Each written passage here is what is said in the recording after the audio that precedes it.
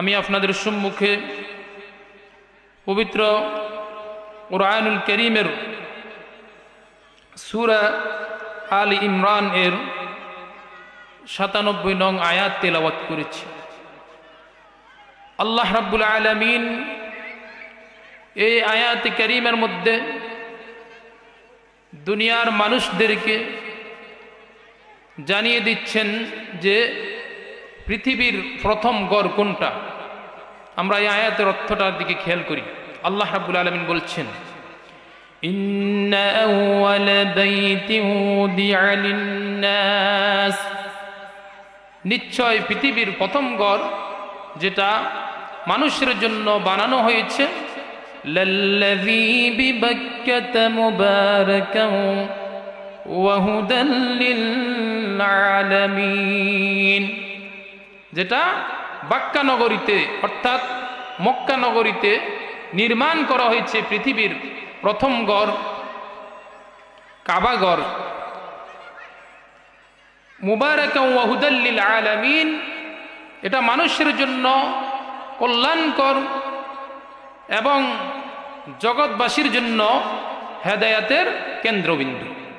এরপরে আল্লাহ রাব্বুল আলামিন বলছেন, ফীহি আয়াতুম বাইয়িনাতুম মাকামু ইব্রাহিম, সেখানে নিদর্শন রয়েছে মাকাম ইব্রাহিম। এরপর আল্লাহ রাব্বুল আলামিন বলছেন, ওয়ামান দাখালাহু কানা আমিনা, ওয়ামান দাখালাহু কানা আমিনা, আর যেই কাবার মধ্যে প্রবেশ করবে সে নিরাপদ। এরপরে আল্লাহ রাব্বুল আলামিন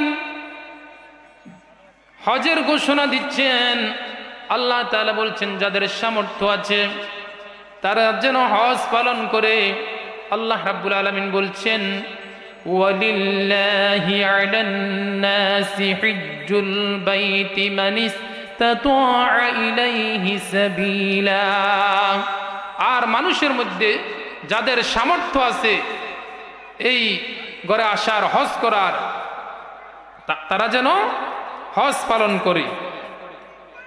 আর কেউ যদি এই হজকে অস্বীকার করে, আল্লাহ রাব্বুল আলামিন বলছেন, আল্লাহ তাআলা দুনিয়ার কোনো মানুষের মুখাপেক্ষী নয়, দুনিয়ার মানুষদেরকে আল্লাহ তাআলা জানিয়ে দিচ্ছেন তিনি হচ্ছেন সবচেয়ে শ্রেষ্ঠ ধনী। সুবহানাল্লাহ।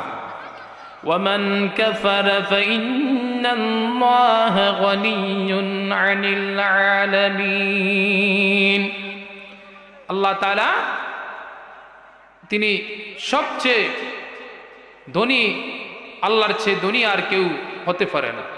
সম্মানিত হাজিরিন, হজ ইসলামের 5টি বুনিয়াদের মধ্যে একটি বুনিয়াদ হচ্ছে হজ। ইসলামের 5টি বুনিয়াদের মধ্যে একটি হচ্ছে হজ, এবং এই হজটা শারীরিক এবং আর্থিক দোনোটার সমন্বয়ে এই ইবাদতটা। কিন্তু অন্য ইবাদতগুলির মধ্যে আমরা লক্ষ্য করলে দেখি কোনোটা শারীরিক ইবাদত, কোনোটা আর্থিক ইবাদত, কিন্তু হজের সাথে শারীরিক এবং আর্থিক দুটাই সম্পর্কিত। সম্মানিত হাজিরিন, আমাদের সমাজে লক্ষ্য করলে আমরা দেখতে পাই অনেক মানুষ যাদের হজ করার সামর্থ্য আছে কিন্তু তারা হজ আদায় করে না, অথচ এই হজ কত গুরুত্বপূর্ণ ইবাদত। নবীজি সাল্লাল্লাহু আলাইহি ওয়াসাল্লামকে প্রশ্ন করা হয়েছে, আইয়ুল আ'মাল আফযালু ইলাল্লাহ, আইয়ুল আ'মাল আফযালু ইলাল্লাহ, আল্লাহর কাছে সবচেয়ে উত্তম আমল কোনটি? নবীজি বললেন, আল ঈমানু বিল্লাহি ওয়া রাসূলিহি, আল্লাহ এবং তার রাসূলের প্রতি ঈমান আনা। তাহলে ইসলামের উত্তম কাজগুলোর মধ্যে প্রথম উত্তম কাজ হচ্ছে আল্লাহ এবং তার রাসূলের প্রতি ঈমান আনা। এরপরে নবীজি বললেন, যখন নবীজিকে প্রশ্ন করা হলো তারপরে কোনটা, নবীজি বললেন ওয়াল জিহাদু ফি সাবিলিল্লাহ, আর আল্লাহর রাস্তায় জিহাদ করা। এরপরে নবীজিকে যখন প্রশ্ন করা হলো তারপরে কোনটা, নবীজি বললেন ওয়াল হজ্জুল মাবরুর, কবুল হজ, যেই হজ আল্লাহ তাআলার কাছে গ্রহণীয়, ওটাই হচ্ছে ইসলামের সবচেয়ে উত্তম আমল। সুবহানাল্লাহ। আল্লাহ সুবহানাহু ওয়া তাআলা হযরতে ইব্রাহিম আলাইহিস সালাতু ওয়াস সালামকে কাবা পুনর্নির্মাণের পরে তিনি হজের ঘোষণা দিতে বললেন। এরপরে আমরা লক্ষ্য করলে দেখব আল্লাহ যে বলেছেন এটা পৃথিবীর প্রথম ঘর।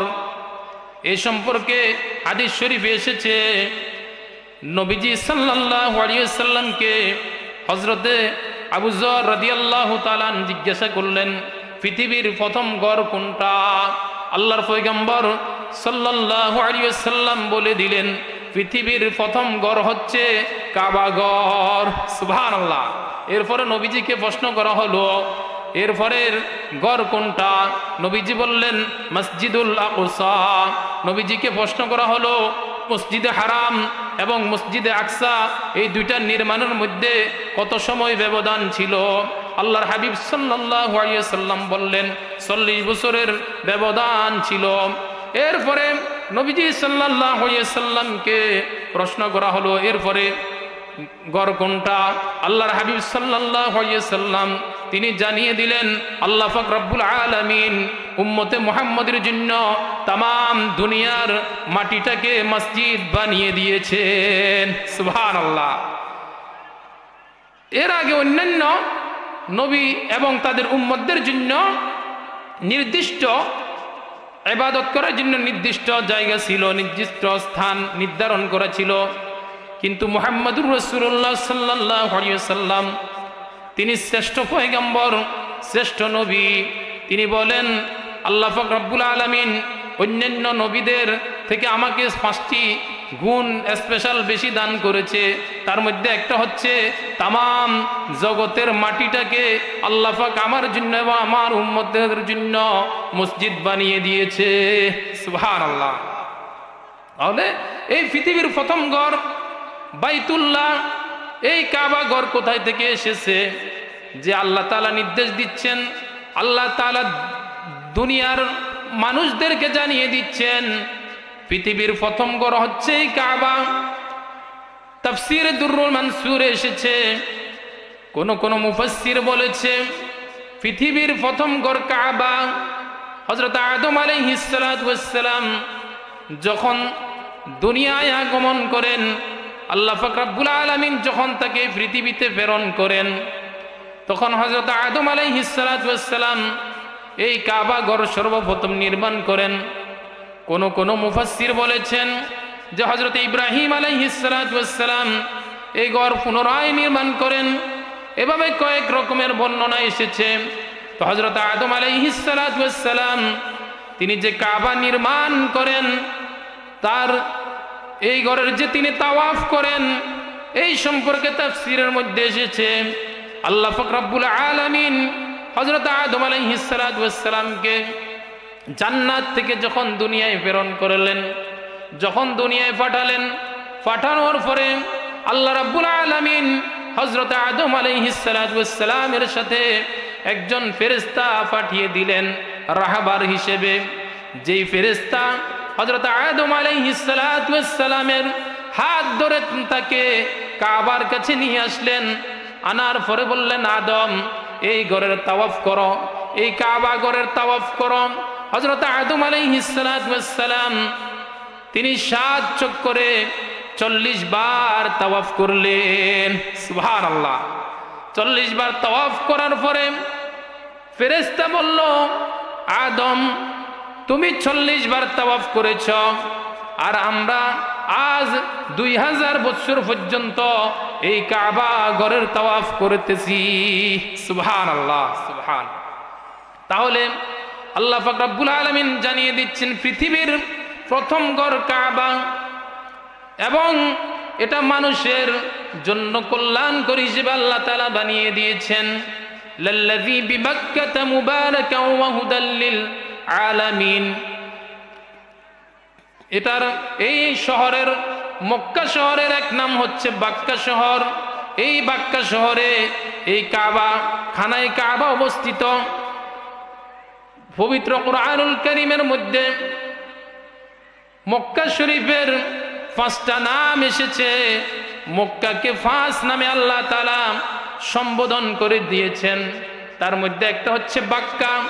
মক্কাকে বাক্কা বলার কারণ হলো, যারা হজ করতে আছে এই কাবার কাছে, যত অহংকারী মানুষ হোক না কেন, যখন কাবার কাছে হজ করতে আসে, হজ করার জন্য যখন সে কাবায় যায়, তার সকল অহংকার তখন নিমিষেই শেষ হয়ে যায়।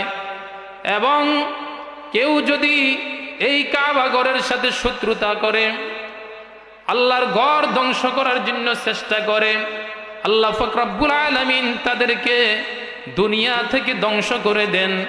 এজন্য মুফাসসিরিনে কেরাম বলেন, এজন্য মক্কার এক নাম হচ্ছে বাক্কা। যেমনি ভাবে আমরা দেখতে পাই বিশ্বনবী সাল্লাল্লাহু আলাইহি ওয়াসাল্লামের জন্মের কিছুদিন পূর্বে আব্রাহা হাতিওয়ালা বাহিনীদেরকে নিয়ে যখন কাবা ধ্বংস করতে এসেছিল, আল্লাহ পাক রব্বুল আলামিন তাদের উপরে জাঁকে জাঁকে পাখি প্রেরণ করেছেন। এবং যেই পাখিগুলি ছোট ছোট প্রস্তর কঙ্করগুলি নিক্ষেপ করার কারণে আব্রাহার সেই হাতিওয়ালা বাহিনী তারা ধ্বংস হয়ে গেছে। আল্লাহ পাক রব্বুল আলামিন বলেন, আলাম তারা কাইফা ফাআলা রাব্বুকা বিআসহাবিল ফিল, আপনি কি দেখেননি আপনার প্রভু হাতিওয়ালাদের সাথে কেমন আচরণ করেছেন? আলাম ইয়াজআল কাইদাহুম ফি তাদলিল, তিনি কি তাদের চক্রান্ত নস্যাৎ করে দেননি? ওয়া আরসালা আলাইহিম তায়রান আবাবিল, তিনি তাদের উপরে যাকে যাকে পাখি প্রেরণ করেছেন। তারমিহিম বিহিজারাতিন মিন সিজিল, যারা তাদেরকে প্রস্তর কঙ্কর নিক্ষেপ করেছিল। ফাজআলাহুম কাআসফিম মাকুল, যার ফলে তাদের অবস্থা এমন হয়েছে যেন তারা বক্ষিত তৃণ। তাহলে বুঝা গেল, কেউ যদি কাবা ধ্বংস করতে আসে, আল্লাহর ঘর ধ্বংস করতে আসে, আল্লাহ পাক রব্বুল আলামিন তাদেরকে ধ্বংস করে দেন। এজন্য মুফাসসিরিনে কেরাম বলেছে, এজন্য পবিত্র মক্কা নগরীর এক নাম হচ্ছে বাক্কা। লাল্লাযী বিবাক্কাতা মুবারাকাও ওয়া হুদাল লিল আলামিন। এবং এই কাবাটা জগৎবাসীর জন্য হেদায়েতের কেন্দ্রবিন্দু। আল্লাহর হাবিব সাল্লাল্লাহু আলাইহি ওয়াসাল্লাম, নবীজি সাল্লাল্লাহু আলাইহি ওয়াসাল্লামের কাবার প্রতি কিরকম মহব্বত ছিল, কিরকম ভালোবাসা ছিল। আল্লাহর হাবিব সাল্লাল্লাহু আলাইহি ওয়াসাল্লামকে যখন মক্কার মানুষেরা নবীজিকে যখন তাড়িয়ে দিল, যখন নবীজিকে হত্যা করার জন্য তারা এভাবে প্রস্তুতি গ্রহণ করলো, আল্লাহ তাআলার হুকুমে নবীজি মক্কা থেকে যখন মদিনায় হিজরত করতেছেন, বারবার তিনি কাবার দিকে তাকান আর নবীজি চোখের পানি ফেলে বলেন, ও কাবা, বড় ইচ্ছা ছিল তোমার খেদমত করব, কিন্তু তোমার নিষ্ঠুর সন্তানেরা আমাকে তোমার কাছে থাকতে দিল না। তাহলে নবীজি সাল্লাল্লাহু আলাইহি ওয়াসাল্লাম এই কাবার সাথে কেমন মহব্বত ছিল আমরা এই ঘটনা থেকে বুঝতে পারি।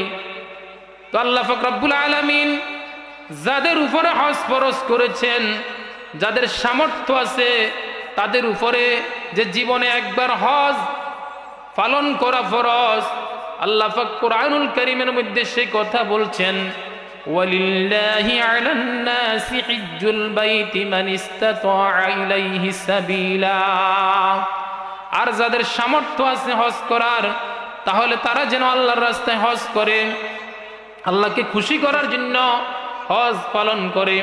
কিন্তু আমরা সমাজের মধ্যে দেখতে পাই অনেকের লক্ষ কোটি কোটি টাকার মালিক দেখা যায়, বিল্ডিং 4 তলা 5 তলা পর্যন্ত করে, কিন্তু তার হজ করার জন্য কোনো চেষ্টা নাই।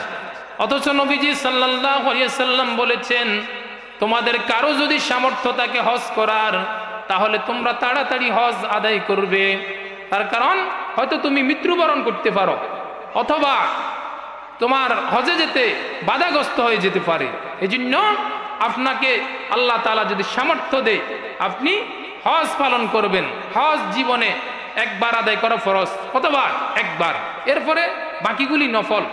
যতবার কাবায় যেতে পারেন, এটা তো আপনার সৌভাগ্য যে কাবার দিকে তাকালেই সওয়াব, কাবার দিকে তাকালেই সওয়াব। সুবহানাল্লাহ। আল্লাহর নবী সাল্লাল্লাহু আলাইহি ওয়াসাল্লাম হজের গুরুত্ব সম্পর্কে নবীজি বলেছেন যে আল হজ্জুল মাবরুর লাইসা লাহু জাযাউন ইল্লাল জান্নাহ। কবুল হজের প্রতিদান আল্লাহর জান্নাত ছাড়া আর কিছু নয়। একজন হাজী যখন সে হজ পালন করতে যায়, আমরা প্রতি বছর লক্ষ্য করি কিছু কিছু আল্লাহর বান্দা বান্দি হজ করতে গিয়ে সেখানে মারা যায়। তো যারা হজ করতে গিয়ে মারা যায় তারাও সৌভাগ্যবান। আল্লাহর হাবিব সাল্লাল্লাহু আলাইহি ওয়াসাল্লাম বলেছেন, যে ব্যক্তি হজ করতে গেল, হজ পালন করতে গিয়ে যদি সে মারা যায়, কিয়ামত পর্যন্ত তার আমলনামায় হজের সওয়াব লেখা হবে। সুবহানাল্লাহ। আর কেউ যদি উমরা করার জন্য যায়, উমরা করতে গিয়ে সে যদি মারা যায়, তাহলে কিয়ামত পর্যন্ত তার আমলনামায় উমরার সওয়াব লেখা হবে। সুবহানাল্লাহ। এজন্য যাদের সামর্থ্য আছে, নারী এবং পুরুষ উভয়ের জন্য জীবনে একবার হজ পালন করা ফরজ। হজের ফরজ হওয়ার জন্য অনেকগুলি শর্ত আছে। তার মধ্যে সামর্থ্যবান হওয়া, এরপরে বালেগ হওয়া, নাবালেগের উপরে হজ ফরজ নয়। এরপরে সুস্থ মস্তিষ্ক সম্পন্ন হওয়া, এরপরে যাতায়াতের খরচ থাকা এবং সেখানে যতদিন অবস্থান করবে তার যাবতীয় খরচগুলি তার কাছে থাকা। আর মহিলাদের ক্ষেত্রে মাহরাম ছাড়া তারা হজ আদায় করতে পারবে না। যাদের সাথে বিয়ে বসা হারাম এমন একজন পুরুষ মহিলাদের সাথে থাকতে হবে। তো এই হজ যারা আদায় করবে একমাত্র আল্লাহ রাব্বুল আলামিনকে খুশি করার জন্য, আল্লাহ পাক রব্বুল আলামিনের হাবিব সাল্লাল্লাহু আলাইহি ওয়াসাল্লাম বলেন, মান খারাজা হাজ্জান ফামাতা কুতিবা লাহু আজরুল হাজ্জি ইলা ইয়াউমিল কিয়ামাহ। এভাবে যে ব্যক্তি হজে গিয়ে মারা যায়, হজ পালন করতে গিয়ে মারা যায়, কিয়ামত পর্যন্ত তার আমলনামায় হজের সওয়াব লেখা হবে। শুধু তাই নয়, আল্লাহর হাবিব সাল্লাল্লাহু আলাইহি ওয়াসাল্লাম নবীজি তিনি আরো বলেছেন যে মান হাজ্জা লিল্লাহি, যে ব্যক্তি আল্লাহর জন্য হজ করে, হজে গিয়ে কোনো মাত্র আল্লাহকে খুশি করার জন্য হজটা আদায় করে, রাজাআ কায়াউমিন ওয়ালাদাতহু উম্মুহু, আল্লাহকে সন্তুষ্ট করার জন্য শুধুমাত্র হজটা আদায় করে, আল্লাহ পাক রব্বুল আলামিন তাকে এমন ভাবে মাফ করে দেন, সন্তান যেরকম মায়ের পেট থেকে নিষ্পাপ হয়ে ভূমিষ্ঠ হয়, যারা আল্লাহ তাআলাকে খুশি করার জন্য হজ পালন করবে, আল্লাহ পাক রব্বুল আলামিন তেমনি ভাবে ওই নিষ্পাপ শিশুর মতো একজন হাজীকে তিনি ক্ষমা করে দিবেন। সুবহানাল্লাহ, সুবহান। এভাবে আল্লাহ তাআলা হযরত ইব্রাহিম আলাইহিস সালাতু ওয়াস সালামকে নির্দেশ দিলেন, ওগো নবী ইব্রাহিম, আপনি মানুষদেরকে হজের জন্য আহ্বান করেন। হযরত ইব্রাহিম আলাইহিস সালাতু ওয়াস সালামকে আল্লাহ বললেন, আপনি মানুষদেরকে হজের জন্য আহ্বান করেন। আপনি দেখতে পাবেন মানুষ পায়ে হেঁটে অথবা উষ্টে আরোহণ করে তারা আল্লাহর ঘরে হাজির হচ্ছে। সুবহানাল্লাহ। এজন্য যাদের সামর্থ্য আছে আপনি নিয়ত করেন যে আল্লাহ আপনি আমাকে হজ করার তৌফিক দান করেন। আর যারা হজ করার সামর্থ্য থাকা সত্ত্বেও হজ পালন করে না, বিশ্বনবী সাল্লাল্লাহু আলাইহি ওয়াসাল্লাম তাদের ব্যাপারে বলেছেন, তাদের মৃত্যুটা ইহুদি এবং নাসারা হয়ে মৃত্যুবরণ করুক না কেন, নাউযুবিল্লাহ। এজন্য যাদের সামর্থ্য আছে, আল্লাহ তাআলা আপনাকে অর্থ দিয়েছে, সম্পদ দিয়েছে, আপনি জীবনে একবার আপনার উপরে যে হজটা আল্লাহ তাআলা ফরজ করেছেন সে হজটা আদায় করান। সম্মানিত হাজিরিন, এই হজে গিয়ে মানুষ হাজারে আসওয়াদে চুমা দেয়, কালো পাথরে চুমা দেয়। আল্লাহর হাবিব সাল্লাল্লাহু আলাইহি ওয়াসাল্লাম হাজারে আসওয়াদ সম্পর্কে বলেছেন, নিশ্চয় এটা একটা জান্নাতি পাথর। এবং অপর হাদিসে এসেছে, নবীজি বলেছেন, আল্লাহ পাক রব্বুল আলামিন কিয়ামতের দিন হাজারে আসওয়াদকে দুটা চক্ষু দান করবেন। তো হাজারে আসওয়াদে যারা হজে গিয়ে, উমরায় গিয়ে, কাবায় গিয়ে যারা হাজারে আসওয়াদে চুমা দিয়েছে, কিয়ামতের দিন ওই হাজারে আসওয়াদটা তাদের জন্য আল্লাহর দরবারে শাফাআত করবে। সুবহানাল্লাহ। কিন্তু মানুষকে কষ্ট দিয়ে হাজারে আসওয়াদে চুমা দেওয়া যাবে না। আল্লাহর হাবিব সাল্লাল্লাহু আলাইহি ওয়াসাল্লাম একদিন হযরত ওমরকে বললেন, হে ওমর, ধাক্কা ধাক্কি করে হাজারে আসওয়াদে চুম্বন করিও না। হযরত ওমর রাদিয়াল্লাহু তাআলা হাজারে আসওয়াদকে একদিন লক্ষ্য করে বললেন, হে হাজারে আসওয়াদ, আমি জানি নিশ্চয়ই তুমি একটা পাথর, মানুষের কল্যাণ এবং অকল্যাণ করার ক্ষমতা তোমার নাই। কিন্তু আল্লাহর নবী সাল্লাল্লাহু আলাইহি ওয়াসাল্লাম যদি তোমাকে চুমা না দিত, তাহলে আমি ওমরও তোমাকে চুম্বন করতাম না। এজন্য হাজারে আসওয়াদ চুম্বন করার ক্ষেত্রে মানুষকে কষ্ট দিয়ে ধাক্কা ধাক্কি করে চুম্বন করা যাবে না। আপনার সুযোগ হলে চুম্বন করবেন, তাহলে আল্লাহ রাব্বুল আলামিন এই হাজারে আসওয়াদকে কিয়ামতের দিন দুইটা চক্ষু দান করবেন। আর যারা এই হাজারে আসওয়াদে চুম্বন করেছে তাদের জন্য হাজারে আসওয়াদটা কিয়ামতের দিন শাফাআত করবে। সুবহানাল্লাহ, সুবহানাল্লাহ। এরপর হজে গিয়ে মানুষ যখন মদিনা শরীফ যায়, মদিনা শরীফ যাওয়ার পরে আল্লাহর হাবিব সাল্লাল্লাহু আলাইহি ওয়াসাল্লামের রওজার পাশে গিয়ে নবীজিকে সালাম দেয়। আল্লাহ নবী সাল্লাল্লাহু আলাইহি ওয়াসাল্লাম বলেছেন, মান হাজ্জা ফাজারা কবরি বা'দা মাউতি কানা কামান জারানি ফি হায়াতি। নবীজি ইরশাদ করেন, আমার মৃত্যুর পরে যারা হজ করবে এবং আমার কবর জিয়ারত করবে, বিশ্বনবী সাল্লাল্লাহু আলাইহি ওয়াসাল্লাম বলেন, তারা যেন আমি নবীর জিন্দা অবস্থায় আমার সাথে সাক্ষাৎ করলো। সুবহানাল্লাহ। তাহলে নবীজি সাল্লাল্লাহু আলাইহি ওয়াসাল্লামের কবর রওজা জিয়ারত করলে নবীজি সাল্লাল্লাহু আলাইহি ওয়াসাল্লামের সাথে জিন্দা থাকা অবস্থায় যেরকম সাক্ষাৎ, ওই রকম সাক্ষাৎ মনে হবে। সুবহানাল্লাহ। এরপর আল্লাহ নবী সাল্লাল্লাহু আলাইহি ওয়াসাল্লাম, নবীজি সাল্লাল্লাহু আলাইহি ওয়াসাল্লামের রওজা জিয়ারত সম্পর্কে নবীজি বলেছেন, মান যারা কবরি ওয়াজাবাত লাহু শাফাআতি।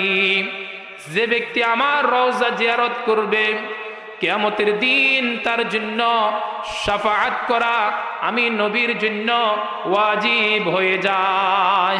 সুবহানাল্লাহ। এভাবে আল্লাহ তাআলার একজন বান্দা, বেদুইন লোক, তিনি নবীজির রওজার পাশে গিয়ে নবীজি সাল্লাল্লাহু আলাইহি ওয়াসাল্লাম কে উসিলা করে বলতেছেন যে, আল্লাহর নবী সাল্লাল্লাহু আলাইহি ওয়াসাল্লাম, আপনি আমার জন্য একটু আল্লাহর কাছে দোয়া করেন। আল্লাহ তাআলার আরেকজন বান্দাকে রাত্রিবেলা স্বপ্নে দেখানো হলো যে আল্লাহ তাআলার অমুক বান্দা নবীজির রওজার পাশে যে এসেছে, নবীজি সাল্লাল্লাহু আলাইহি ওয়াসাল্লামকে আল্লাহর আরেক বান্দা স্বপ্নে দেখতেছেন। আল্লাহর পয়গম্বর সাল্লাল্লাহু আলাইহি ওয়াসাল্লাম বললেন, যে ব্যক্তি আমার রওজার পাশে এসে তার জন্য দোয়া করতে বলেছে, তুমি তাকে বলে দিও আল্লাহ রাব্বুল আলামিন তাকে ক্ষমা করে দিয়েছে। সুবহানাল্লাহ। এজন্য যাদের অর্থ আছে, সম্পদ আছে, আপনারা হজ করবেন। অনেকে বলে যে হজ করলে তো আমার 4-5 লক্ষ টাকা চলে যাবে, 6 লক্ষ টাকা চলে যাবে, এই চিন্তা করে সে হজ করে না। এই অর্থ সম্পদ আপনাকে দিয়েছেন, আল্লাহ দিয়েছে, তিনি এগুলা কেড়ে নিতে একটা মুহূর্ত লাগবেন। এই জন্য আল্লাহ যখন আপনাকে সামর্থ্য দিয়েছে হজ করার জন্য, আপনি হজটা আদায় করবেন। হজ করলে আপনার অর্থ সম্পদ কমবে না। আল্লাহ নবী সাল্লাল্লাহু আলাইহি ওয়াসাল্লাম বলেছেন, তাবিউ বাইনাল হজ্জ ওয়াল উমরা, তোমরা হজ এবং উমরা পালন করো। তার কারণ হচ্ছে হজ এবং উমরা পালন করলে এগুলা বান্দার গুনাহগুলোকে মিটিয়ে দেয় এবং তার দারিদ্রতা দূর করে দেয়। সুবহানাল্লাহ। তো নবীজি সাল্লাল্লাহু আলাইহি সাল্লামের বাক্য অনুযায়ী যারা আল্লাহকে সন্তুষ্ট করার জন্য হজ আদায় করবে, আল্লাহ পাক রব্বুল আলামিন তাদের জিন্দেগির গুনাহ খাতাগুলি মাফ করে দিবেন। শুধু তাই নয়, আল্লাহর হাবিব সাল্লাল্লাহু আলাইহি সাল্লাম আরো বলেছেন, আল্লাহ তাআলা তার দারিদ্রতা দূর করে দিবেন। তাহলে নবীজি সাল্লাল্লাহু আলাইহি সাল্লাম আপনারা আমার জন্য এরকম শুভ সংবাদ দেওয়ার পরে, তাহলে যাদের সামর্থ্য আছে তারা কি করে হজ পালন করে না? সমাজের মধ্যে অনেক মানুষ দেখতে পাইবেন লক্ষ কোটি কোটি টাকার সম্পদ জমি পড়ে আছে, ইচ্ছে করলে 4-5 ডিসিম জমি বিক্রি করলে হজ করতে পারে না, হজ করে না। কোটি কোটি টাকা খরচ করে ঘর নির্মাণ করে, কিন্তু 5-6 লক্ষ টাকা 4 লক্ষ টাকা খরচ করে হজটা আদায় করে না। কিন্তু আল্লাহ তাআলার একটা ফরজ হুকুম, আপনি নামাজ পড়েন, রোজা রাখেন, যাকাত দেন, এগুলো সব আদায় করেন, কিন্তু একটা ফরজ হুকুম আপনার উপরে যে হজ ফরজ হয়ে আছে, আপনি যে এই হজটা আদায় করতেছেন না, আল্লাহ তাআলার কাছে কি জবাব দিবেন? আল্লাহ নবী সাল্লাল্লাহু আলাইহি সাল্লাম বলেছেন যে যারা হজ আদায় করবে, উমরা আদায় করবে, আল্লাহ তাদের গুনাহগুলি মাফ করে দিবেন এবং তাদের দারিদ্রতা দূর করে দিবেন। এখন দেখেন নবীজি সাল্লাল্লাহু আলাইহি সাল্লাম আরেক হাদিসে বলেছেন যে তোমরা উমরা পালন করো। একবার উমরা পালন করে আপনি বাড়ি এসেছেন, এরপরে আপনার সুযোগ হয়েছে আবার উমরা পালন করার জন্য আপনি আবার গিয়েছেন। এই দুই উমরার মধ্যবর্তী সময়ে যত সগীরা গুনাহগুলি হয়, দুইটা উমরা আদায় করার কারণে তার সকল সগীরা গুনাহগুলিকে আল্লাহ রাব্বুল আলামিন মাফ করিয়া দেন। সুবহানাল্লাহ। মহিলাদের ক্ষেত্রে হজ আদায় করা ক্ষেত্র বিশেষে জিহাদের সমতুল্য। আম্মা জান হযরতে আয়েশা সিদ্দিকা রাদিয়াল্লাহু তাআলা আনহা, তিনি নবীজি সাল্লাল্লাহু আলাইহি সাল্লামকে প্রশ্ন করলেন, হে আল্লাহর নবী সাল্লাল্লাহু আলাইহি সাল্লাম, আমরাও কি জিহাদে যাব কিনা? নবীজি সাল্লাল্লাহু আলাইহি সাল্লাম হযরত আয়েশাকে বলে দিলেন, আয়েশা রে, তোমরা হজ পালন করো, হজ পালন করো। হজ পালন করলে আল্লাহ পাক রব্বুল আলামিন তোমাদেরকে জিহাদের সমতুল্য সওয়াব দান করে দিবেন। সুবহানাল্লাহ। এজন্য যাদের সামর্থ্য আছে আপনি হজটা আদায় করে নেবেন। এটা একটা ফরজ হুকুম। একটা ফরজকে আপনি যদি অস্বীকার করেন, ঈমান চলে যাবে। এজন্য আপনার সামর্থ্য আছে, আপনাকে হজ করার জন্য বললে আপনার মনে কষ্ট, আপনি এটাকে যদি ইচ্ছা করে অস্বীকার করেন তাহলে ঈমান পর্যন্ত চলে যাবে। এজন্য যাদের সামর্থ্য আছে আপনি হজটা পালন করে নেবেন। আর টাকা পয়সা একটু কম থাকলে আপনি উমরা করেন। যারা আল্লাহর ঘর কাবায় গিয়েছেন, এই কাবার কত সম্মান, কত দাম আল্লাহ তাআলা দিয়েছেন।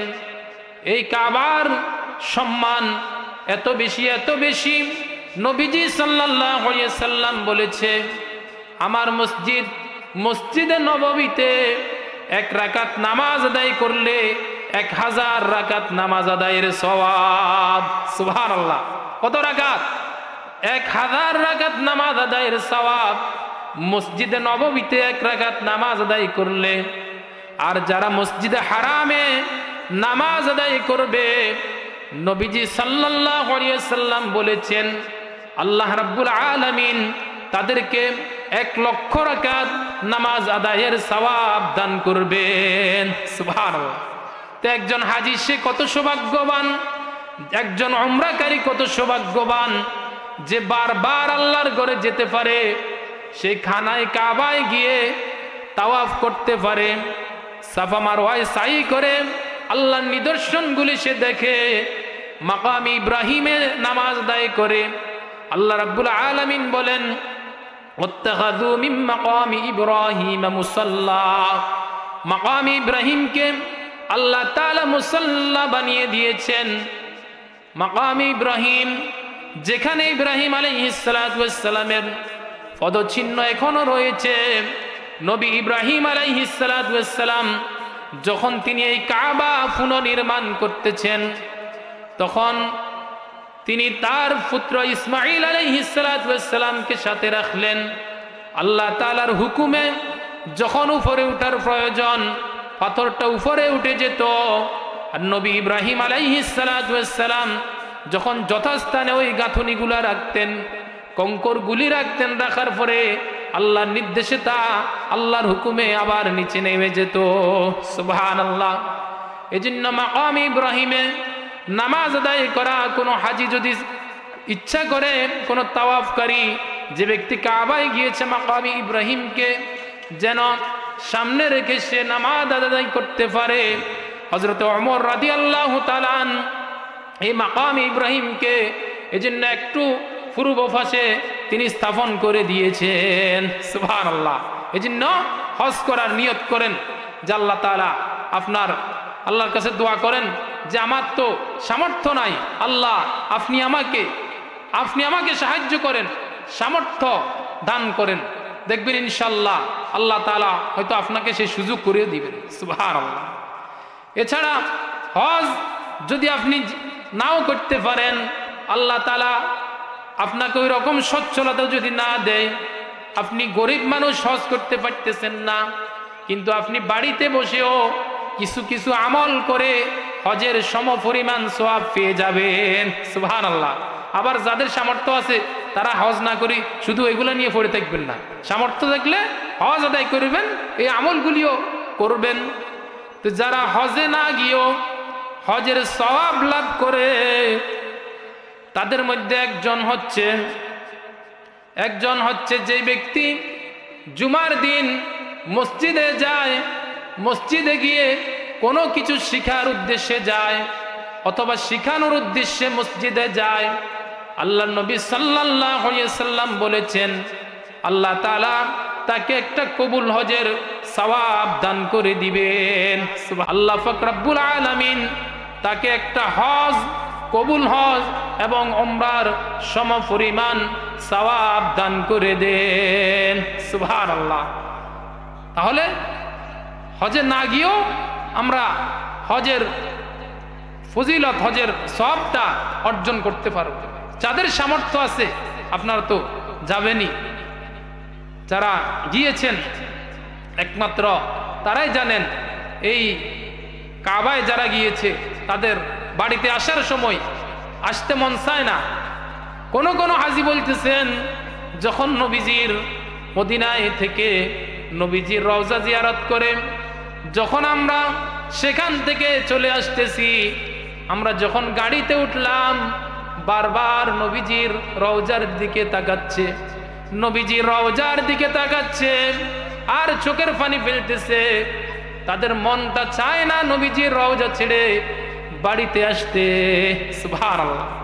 নবীজির রওজার পাশে গিয়ে যারা সালাম দেয়, আল্লাহ নবী সাল্লাল্লাহু আলাইহি সাল্লাম বলেছেন আমার রওজার পাশে গিয়ে যখন কেউ সালাম দেয় আল্লাহ পাক রব্বুল আলামিন আমাকে রূহ বকশিশ করেন এবং আমি ওই সালামের জবাব দিই। সুবহানাল্লাহ। শুধু তাই নয়, আমরা যে কোনো সময় দরুদ শরীফ পাঠ করি, দরুদ শরীফ পড়ার সময়ও সাইয়াহিন ফেরেশতা যারা আছে, জমিনে বিচরণ করে যে সকল ফেরেশতা, এই ফেরেশতাগুলি দরুদ কেউ যখন পাঠ করে তার নাম এবং ঠিকানা সহ সোনার মদিনায় নবীজির রওজায় নিয়ে যায়।